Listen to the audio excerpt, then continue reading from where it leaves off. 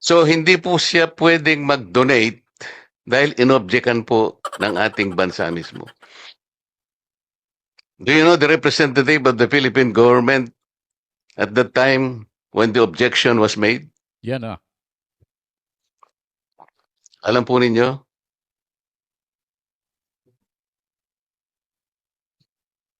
He was then the Secretary of Foreign Affairs who became President of this country. Uy! Hindi mo alam yan. So hindi po talaga pwede na siya yung nag-discover, madam, on those Yan. grounds.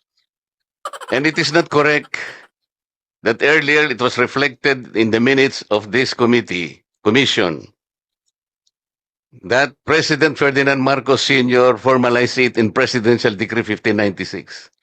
There is no record attesting to that. And there is no record also, Mr. Chair, that his donation was formalized by the arbitral ruling. That is not on record. Colonel, Mr. Chair.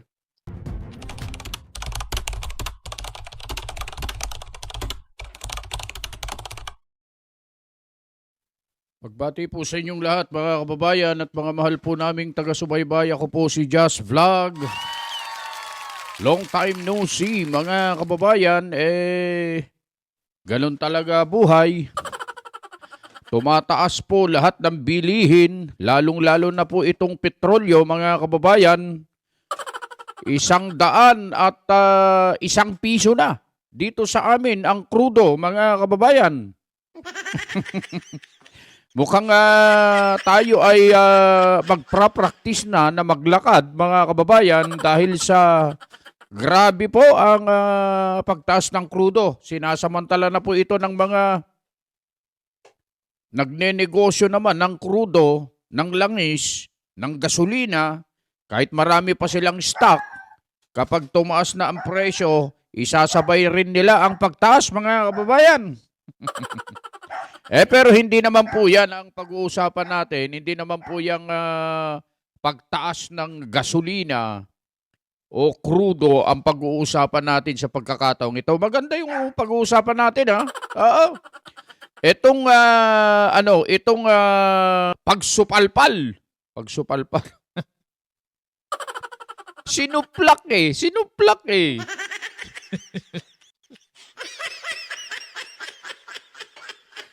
Opo, dito po kasi sa mapapanood nyo mga kababayan na video na ating kinuha, meron po kasing isinagawang hearing ang Commission on Appointments at naging resource person po nila itong asawa ng grandson. Tama ba yun? Oo. Grandson ni Tomas Cloma mga kababayan. At dito nga po, mga kababayan, medyo nagpakitang gilas na naman dito si Senator Ping Lacson. At kaya lang mga kababayan, yung kanyang pagpapakitang gilas, yung kanyang pagpapasalamat at pagkilala doon sa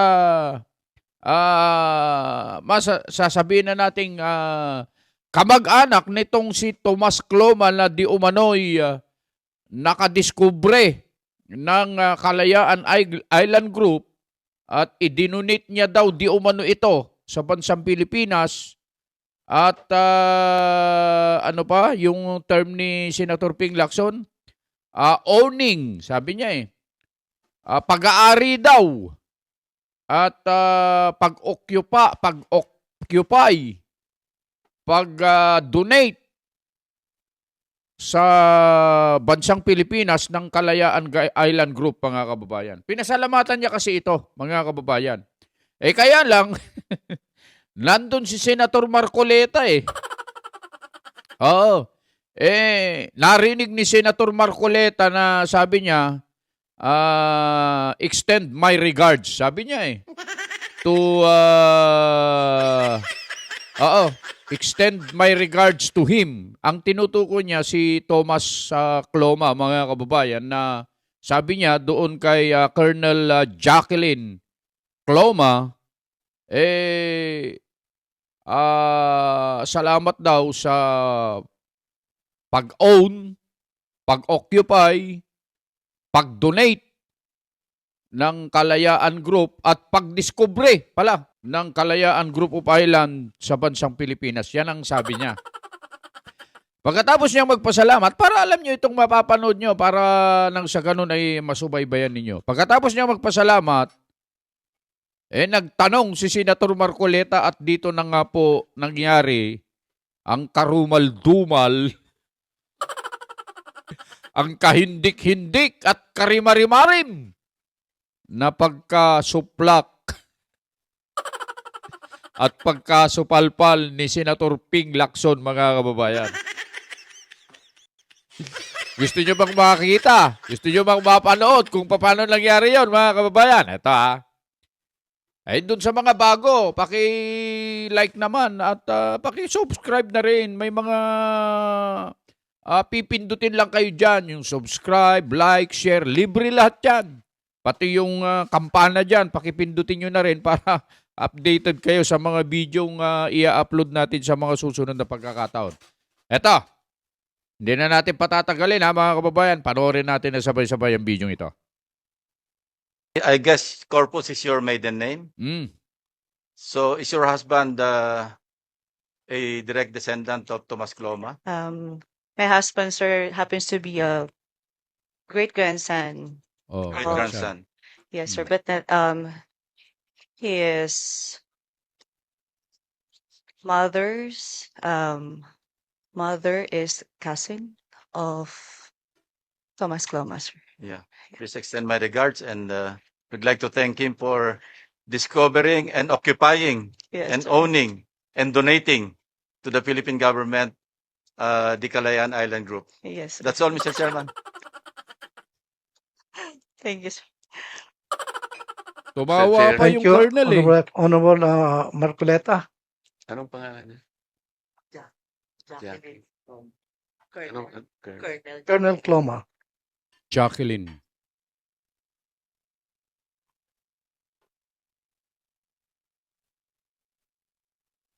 Colonel Cloma, so you are married to the descendant of Mr. Thomas Cloma?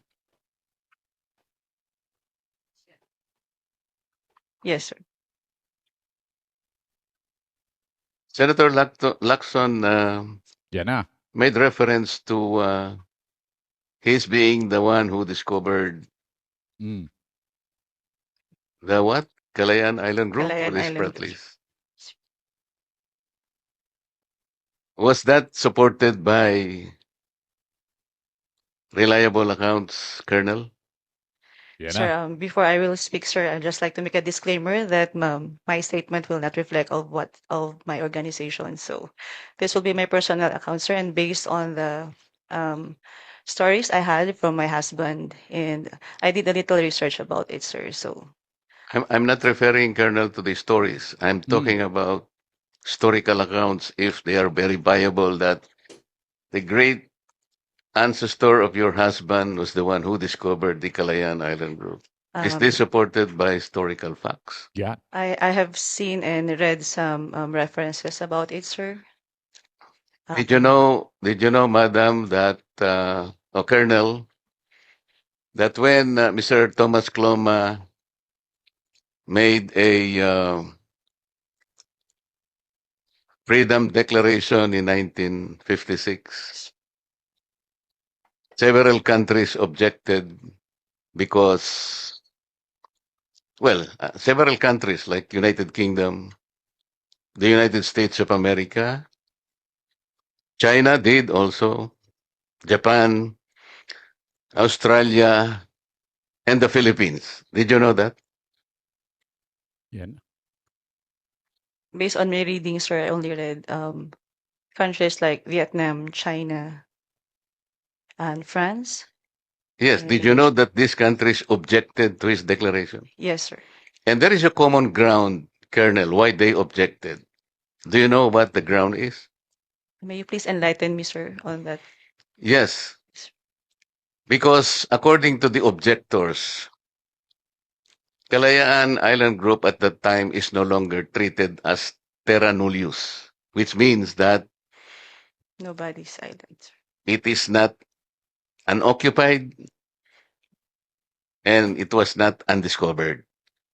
Kaya po, Colonel, pati ang ating bansa vigorously objected. And that is why it is not correct to assume that he discovered it, because several other discoverers prior to his time. Do you know that in 1837, the United Kingdom already made a notification claim? Did you know that, madam? And in 1933, the Japan also made the same notice of claim, 1933. Prior to the declaration of Mr. Thomas Kluma in 1956, Japan already made a notice of claim. Meaning, marami na po talaga ang nakadiscover ng Kalayaan Island Group. So, hindi po siya pwedeng mag-donate dahil inobjekan po ng ating bansa mismo. Do you know the representative of the Philippine government at that time when the objection was made? Yan ah. Alam po ninyo?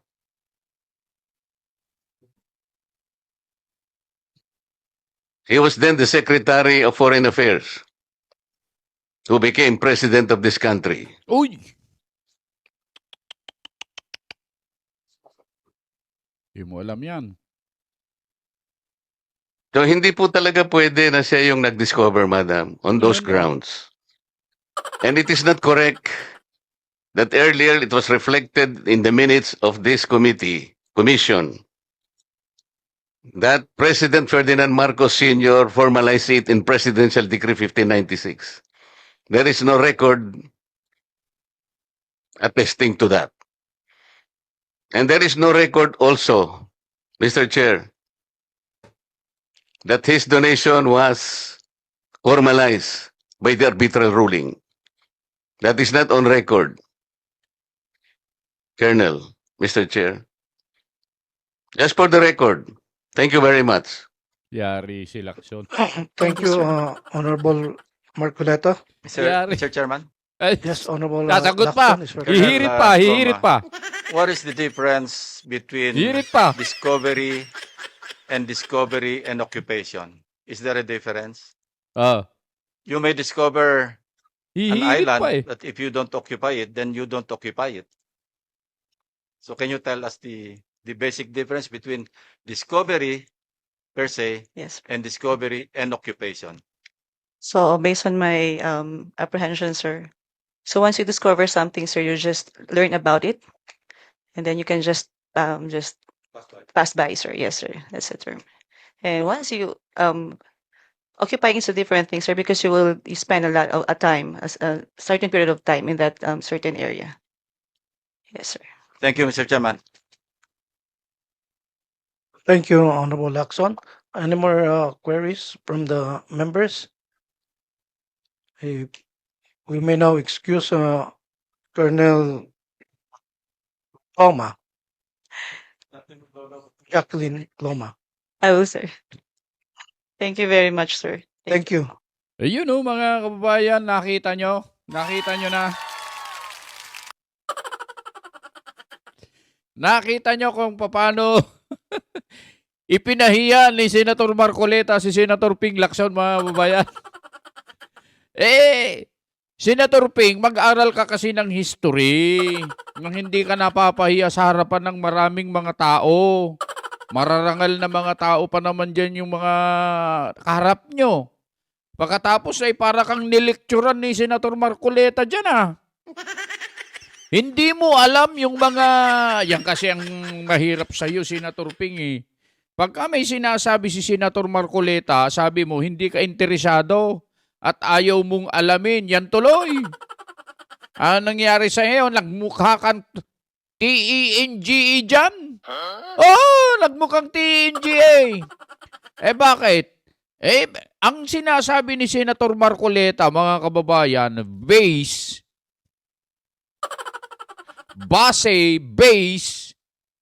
on facts and yung mga nakalista sa history, yung mga patotoo, ebidensya, patunay. Ano pa bang gusto mong sabihin kung salita, Senator Ping, para maintindihan mo? Ay sinasabi niya, hindi siya ang nagpadpadakar sa Ilocano, hindi siya nakikipagsapalaran lang. Katulad nga ng sinabi ko nung nakaraan kapag humarap si Senator Marcoleta sa mga ganyan, punong-puno ng RPG sa katawan niya yan, maraming bala yan. Pagkatapos haharap ka, Senator Ping, wala kang alam, wala kang idea sa mga history na nangyayari. Muntakin mong sabihin mong idinonate at diniskubre, pag-aari at idinonate ni Tomas Cloma ang Kalayaan Group of Island, hindi naman pala. Di binibigyan mo ng maling pagkaalam. Oh, ang mga Pilipino kasi nanonood, yung mga kababayan natin, Senator Ping. Pagka itong sinasabi mong ito, napanood ng mga batang lang mag-aaral, sasabihin nila, ganun ang sinabi mo na hindi pala yan ang nakatala sa history, wala palang sapat na katibayan yan, at hindi na ilathala yan, walang facts, walang anumang patotoo, yung sinasabi nyo, di matututo ang mga kabataan ngayon ng puro mali-mali at kamalian na galing sa inyo. Mabuti na lang at nandyan si Senator Marcoleta na nagli-lecture sa inyo para matuto kayo ng kahit papano ay may mga malaman kayo na totoo naman na nasa history. Dapat makinig ka kay Senator Marcoleta. Ayan tuloy. Yan mga kababayan. Gusto ko lang, i-share ko lang yung bahaging yun dahil sa nagustuhan ko kasi yung pagpapaliwanag ni Senator Marcoleta doon at wala naman talagang hindi rito, magugustuhan sapagkat napakalinaw. Si Senator Ping lang naman ang medyo umiepal. Nagkataon, nandun pala si Senator Marcoleta, yari siya. Mga kababayan, yun lang. At marami pa tayong aabangan na mga pangyayari, mga exciting na magaganap sa mga hinaharap pa. Abangan natin yung flood control mag-re-resume daw sa April 14. Abangan natin mga kababayan. Yun lang ang aming maibabahagi sa inyo sa araw na ito mga kababayan. Muli po, bumabati po ang inyong lingkod, Just Vlog. Sa inyong lahat, kahit saan man po kayo naroroon, ano man ang inyong ginagawa, lagi namin sinasabi, lagi kayong mag-iingat.